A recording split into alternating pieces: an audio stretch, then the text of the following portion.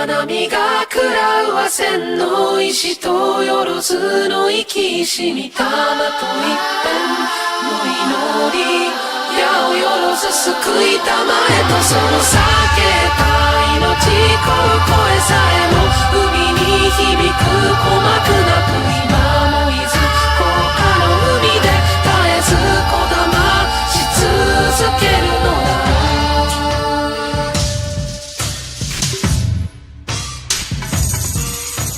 君の匂いは帰る場所細い指先は向かう場所万感の思いで積み上げた今日も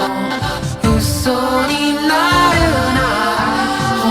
当などもいらない怒りもせず涙も見せぬ空と陸の狭間で生きるはうつつを背に痛みに狂う我らに手ひなる群れた愚者